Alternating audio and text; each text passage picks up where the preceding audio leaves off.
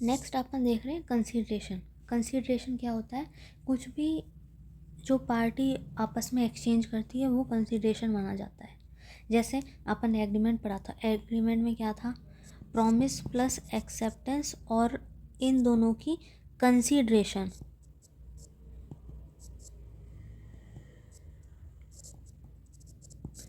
तो वो चीज़ पढ़ेंगे अब अपन, कंसीडरेशन क्या होती है, कंसीडरेशन इन्वॉल्व क्या करती है। ये ध्यान रखना है, कंसीडरेशन को अपन कह सकते हैं क्विड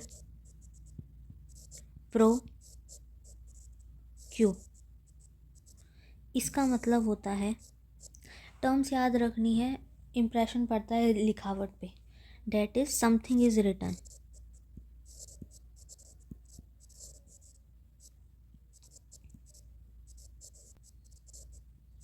अब समथिंग इज रिटर्न क्या हो सकता है?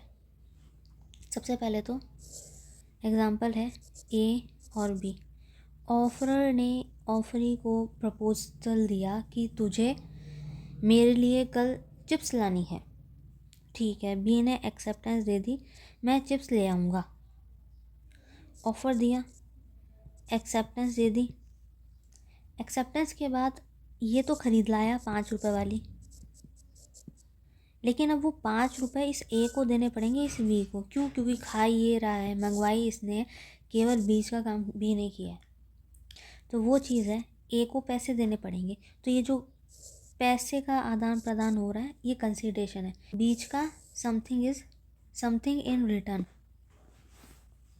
अब इसी चीज़ के अपन प्रोविजंस देखेंगे। रूल्स कहते हैं या फिर प्रोविजंस कहते हैं। तो रूल्स देखो,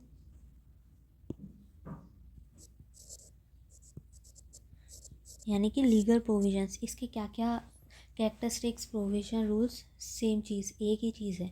तो देखते हैं, कंसीडरेशन जो होता है वो डिपेंड करता है ऑफरर के ऊपर या फिर प्रॉमिसर। क्यों? क्योंकि अगर ये नहीं कहता कि मुझे 5 रुपए वाली चिप्स चाहिए, तो बी को कौन सी मतलब ऐसे वो आ रही थी कि हाँ भाई मुझे 5 वाली लानी है, 10 वाली लानी है, 20 वाली लानी है। तो वो चीज़ कि ये अकॉर्डिंग टू ऑफरर या फिर प्रॉमिसर। ऑफरर या प्रॉमिसर ही कर सकता है। ये नहीं है कि ए को किसी ने कहा है कि भाई तू एक काम कर, बी को कह दे, या फिर किसी थर्ड पार्टी ने, सी ने कहा है बी को कि हाँ भाई ए ने मेरे से कहा है तू उसे 5 रुपए वाली चिप्स ला के दे। तो सी यहाँ पे क्या तो एजेंसी कॉन्ट्रैक्ट में होना चाहिए, बाकायदा उसके पास एग्रीमेंट होना चाहिए। एजेंसी अभी हम आगे पढ़ेंगे लास्ट में, तब तक यही समझेंगे कि ये एजेंसी में नहीं है। एक्सेप्शन बता रही हूँ इसका, अकॉर्डिंग टू ऑफरर, क्योंकि ऑफरर यहाँ ये है प्रिंसिपल और एजेंट होता सी। तब हम कह सकते थे कि सी के पास पूरा अथॉरिटी है, बी के पास जाए सी के ए के बिहाफ पे और फिर डिमांड करे। लेकिन यहाँ पे वो चीज़ नहीं है। तो थर्ड पार्टी यहाँ से रूल आउट है जब तक वो एजेंसी के कॉन्ट्रैक्ट में नहीं है। Next, consideration according to offeror promisor. ठीक है, अकॉर्डिंग टू ये, लेकिन उसको एक्सेप्ट कौन करेगा? According to and promisor. तो गिवन बाय ऑफरर, तो ऑफरर के अकॉर्डिंग काम होगा। देगा कौन कंसीडरेशन को? ऑफरी या फिर प्रॉमिसी। ठीक है, जिसने उस ऑफ़र को रिसीव किया है वो उस कंसिड्रेशन को देगा। क्यों? क्योंकि पहले ये कहेगा, ये पेमेंट करेगा, बाद में ये देगा प्रोडक्ट और बाद में पैसे लेगा ये। ठीक है, गिवन बाय ऑफर। ठीक है, तो जब ए अपना अपॉइंट कर सकता है एजेंट, तो बी के पास भी राइट है, वो अपना एजेंट रख सकता है। ठीक है, तो वो एजेंसी के केस में जाता है। तो केवल ये लोग ही एक्सेप्ट कर सकते हैं या फिर इनका कोई एजेंट एक्सेप्ट कर सकता है अगर एजेंसी कॉन्टैक्ट में है तो। नेक्स्ट, अपन ने प्रपोज़ल या फिर ऑफ़र की डेफिनेशन पढ़ी थी, आस्क टू डू समथिंग और नॉट टू डू समथिंग। तो कंसीडरेशन भी क्या होता है? नेगेटिव भी हो सकता है और पॉजिटिव भी हो सकता है। कैसे? नॉट टू डू समथिंग और टू डू समथिंग, तो ये वो है नेगेटिव और पॉजिटिव कंसिडरेशन भी हो सकता है। अब कंसिडरेशन तीनों टेंस में भी हो सकता है। कैसे? Past, present and future. Past, present और फ्यूचर देखते हैं, इनको दो क्राइटेरिया में बांट दिए गए हैं। कौन से? एक तो है बायलेटरल या फिर यूनिलेटरल। बायलेटरल वो जब दोनों काम कर रहे हैं, यूनिलेटरल एक ने किया है और एक ने नहीं किया है, अभी वो काम कंप्लीट नहीं हुआ है। तो अब कंसीडरेशन देखते हैं। अगर कंसीडरेशन पास्ट का कोई है तो वो यूनिलेटरल में जाएगा। क्यों? पास्ट का है, यानी कि अभी तक चल ही रहा है वो काम, तो यूनिलेटरल, केवल एक ने किया है एक ने नहीं किया है। प्रेजेंट कंसीडरेशन बायलेटरल होता है। बायलेटरल कैसे माना जाएगा? ये वाला केस था, दोनों ने काम किया है, ठीक है। तो यहाँ पे क्या है? A B, proposal, finished goods और बाद में कैश, ये प्रेजेंट, ठीक है। सारा काम हाथों हाथ कर दिया इन लोगों ने, प्रेजेंट।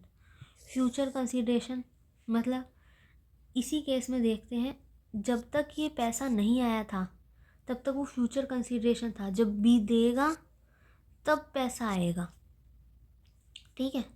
और पास्ट में भी, अच्छा फ्यूचर का यही है, फ्यूचर भी यूनिलेटरल है। अभी केवल एक जने ने काम किया है क्योंकि अभी कैश कंसीडरेशन बाकी है। पास्ट का भी सेम यही सीन है, इसी केस को उठा के देख लेते हैं। तो पास्ट वाले में भी यही सेम चल रहा रहता है। ये थे कंसीडरेशन के फॉर्म्स के, भाई पास्ट प्रेजेंट फ्यूचर में भी हो सकते हैं। क्यों? क्योंकि वो बायलेटरल हो सकता है या फिर यूनिलेटरल कंसीडरेशन हो सकता है, ठीक है। बाद में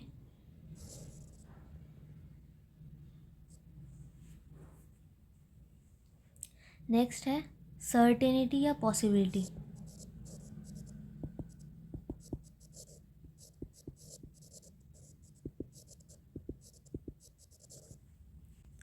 सर्टेनिटी होनी चाहिए।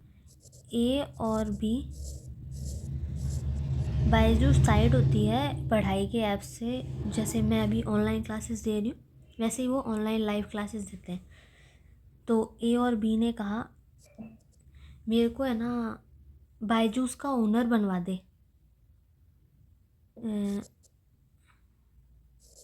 जो भी स्पेलिंग है देख लेना, बायजूस का ओनर बनवा दे, प्रपोजल किया, बी ने एक्सेप्टेंस दे दी। अब बताना कितनी सर्टिनिटी है? ये बी चलता फिरता तुम्हारा कोई दोस्त है, सड़क से उठ के आया है, तो उसमें सर्टिनिटी है या पॉसिबिलिटी है इस काम को करने की? कुछ नहीं है, तो वो कंसिडरेशन नहीं माना जाएगा। लेकिन कंसिडरेशन के लिए सर्टिनिटी और पॉसिबिलिटी चाहिए। पॉसिबिलिटी होनी चाहिए कि हाँ ये पॉसिबल है, जैसे इसमें ये पॉसिबल था, बी 5 रुपए के चिप्स ला सकता था, और सर्टेनिटी है 5 रुपए वाले लाने।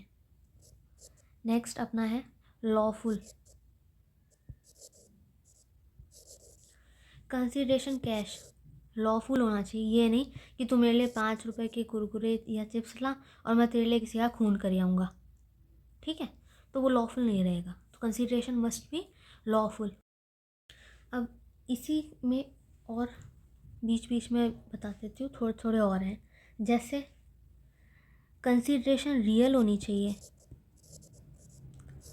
रियल कैसे? कंसिडरेशन इसने कहा, ए ने कहा कि अभी तो वो कैश दे रहा था, बाद में वो कह रहा है मैं तेरे को है ना कैश की जगह रुपीज़ की जगह डॉलर में दे दूँगा। लेकिन भाई तेरे पास डॉलर आया कहाँ से? तू इंडियन है, इंडिया में रह रहा है, तेरे पास कोई ऑप्शन नहीं है, ना ही तू फॉरेन से कमाई कर रहा है ऑनलाइन वगैरह। अब ऑनलाइन स्कोप बढ़ गया है तो भाई कह सकते हैं डॉलर में दे सके, लेकिन रियल होना चाहिए, वो इल्यूजनरी नहीं होना चाहिए, मस्ट बी सर्टेन। वो चीज़ पढ़ी थी अपन ने, तो वो ध्यान रखना है। और एग्जिस्टिंग ऑब्लिगेशन होनी चाहिए।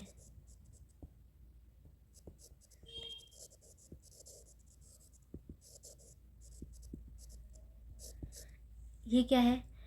जो अपना गिवर है मतलब ऑफरर है, ऑफरर इसको कह दे चांद तारे तोड़ ला, तो वो एग्जिस्ट थोड़ा हो रहा है, एग्जिस्टिंग ऑब्लिगेशन थोड़ा रही। तो प्रॉमिसर को एग्जिस्टिंग ऑब्लिगेशन के अकॉर्डिंग ही काम करना पड़ेगा, तो वो चीज़ का ध्यान रखना है। विदाउट कंसिडरेशन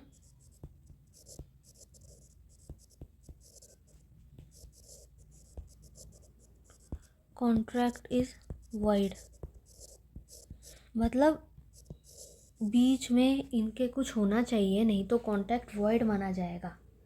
इसी के एक्सेप्शंस पढ़ेंगे अब अपन। अब वो एक्सेप्शंस कैसे होंगे, मतलब ऑफरर और ऑफरी दो पार्टी हैं,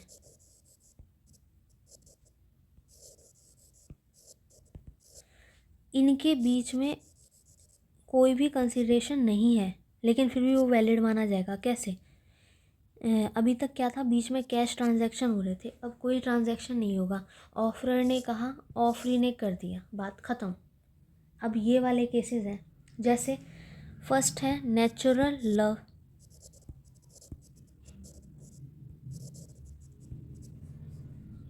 नेचुरल लव एंड अफेक्शन कौन से होते हैं? जो अपनी फैमिली देती है। तो फैमिली ने कहा और हमने कर दिया, तो वो नेचुरल लव एंड अफेक्शन में आ जाता है। Next, voluntary service. Voluntary service में प्रॉमिस कर दिया गया, जैसे गारंटी वाले वो पढ़ेंगे अपन आगे, लेकिन गारंटी अपन ने पढ़ी थी, कॉन्ट्रैक्ट ऑफ गारंटी। तो उसमें क्या था गारंटी कॉन्ट्रैक्ट में कि ए बी एंड सी थे। ए ने बी को कहा मुझे एक बार तेरी बाइक उधार के लिए दे दे। बी ने कहा मैं तेरे पे भरोसा नहीं कर सकता।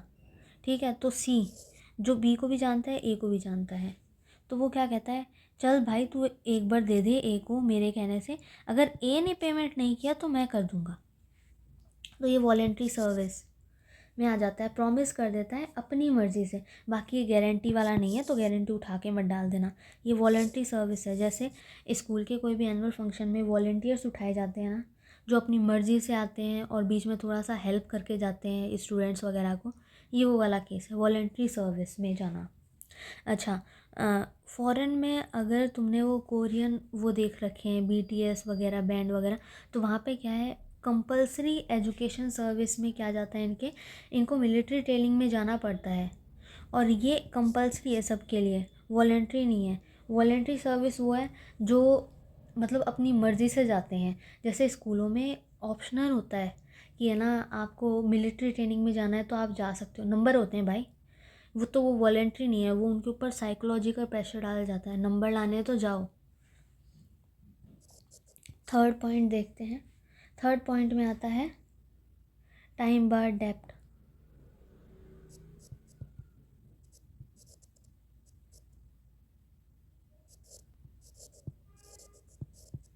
डेप्ट का क्या मतलब होता है, कोई भी उधार।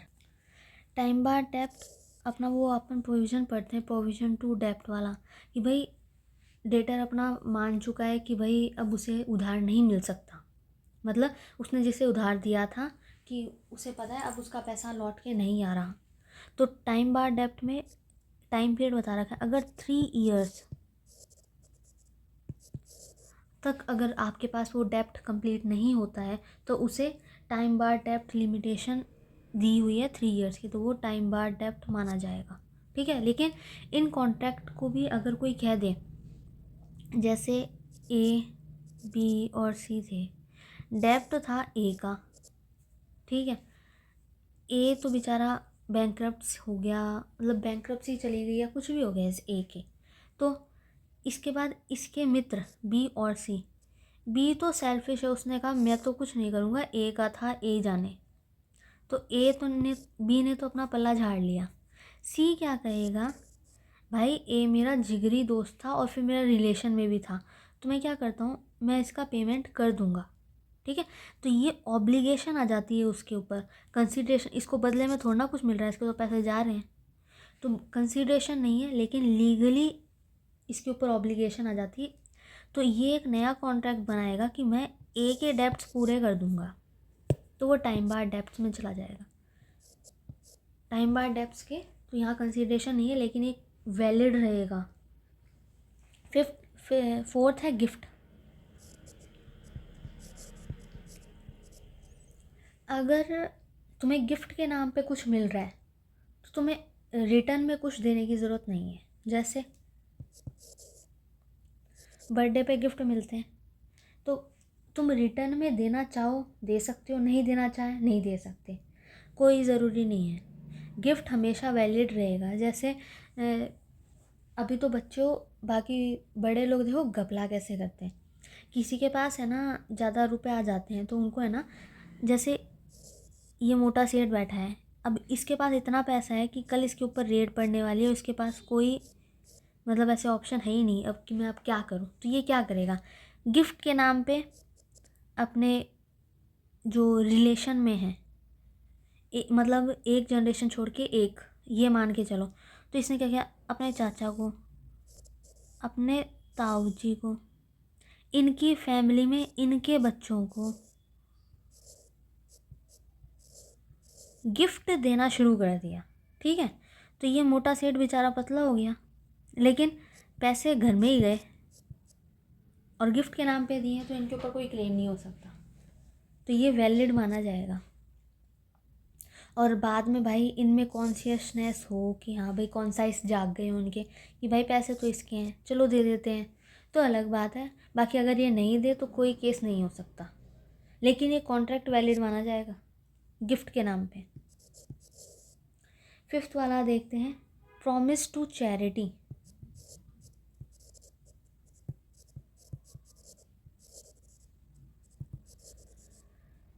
अगर आपने चैरिटी करने का प्रॉमिस कर दिया है तो करनी पड़ेगी, क्योंकि चैरिटी है ना, आप परिवार के लिए नहीं कर रहे, ना ही कोई गिफ्ट दे रहे हो, आप सोशली कर रहे हो ये काम, सोशल या फिर सोसाइटी के लिए काम कर रहे हो, तो भाई आप पीछे नहीं हट सकते, करना पड़ेगा। नेक्स्ट, एक एजेंसी में भी एक्सेप्शन आता है, आगे पढ़ लेंगे वो तो, लेकिन ध्यान रखना है एजेंसी के कॉन्ट्रैक्ट में भी ये काम कंसिडरेशन के बिना भी हो सकता है। जैसे पापा का एजेंट उसका बेटा है, बेटा को कहा जाके किराने की दुकान से ये सामान उठा ला, तो वो एजेंसी कॉन्ट्रैक्ट में बाइंड हो गए हैं ये लोग। ठीक है, कोई कंसिडरेशन नहीं है, लेकिन इसको माना जाएगा। तो बेटा खर्चा करके आएगा तो भाई पापा को पेमेंट करनी पड़ेगी, वही माइनर वाला सा केस, तो वो एजेंसी में भी माना जाता है। आज की वीडियो में बस इतना ही। और अब मेरी ID RS571116@gmail.com। कोई दिक्कत हो तो कमेंट करो। और बैक बेंचर्स की